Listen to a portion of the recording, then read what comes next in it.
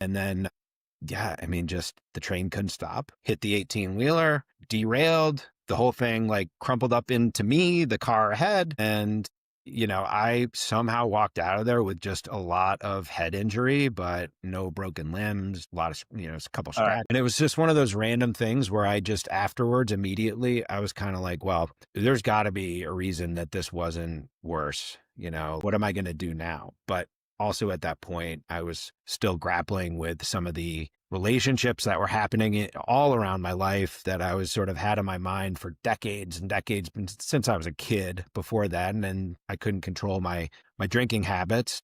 So the morning that it was bad, and when I was really probably on the verge of not making it, the whole problem was that, again, I couldn't control my mind, and therefore I couldn't control my body. And Right. so, but then, after that, after things really became dire, and the memories I have are the blood pressure machine next to my bed, 251/140 flashing, and then the priest. And the priest was symbolic for me in a lot of ways, but he Sure. was there to read my last rites.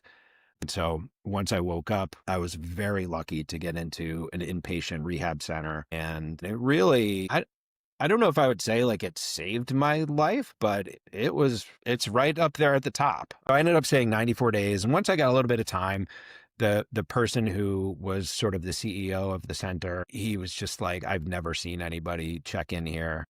Like at the very beginning, I couldn't walk. So I was literally using a walker.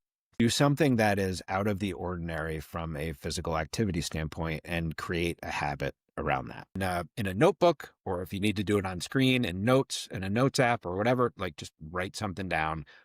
There's Hmm. more room on the outside than the inside. So get it all out. And, it is the wake in the boat, you know, what's happened is the wake in your boat, and it's already behind you. It's such a good metaphor because I think for anybody like you or me or anyone that sort of has a tendency maybe to look at the past, sort of think about what was. I think if you're imagining yourself driving a boat, and it's like, it's okay to turn around and look at the wake occasionally, just kind of quickly. Yeah. Honestly, I would hope that they would just say he was a good dad. And I think, I would be thrilled if, they could say that with like 100% certainty and there was never any question.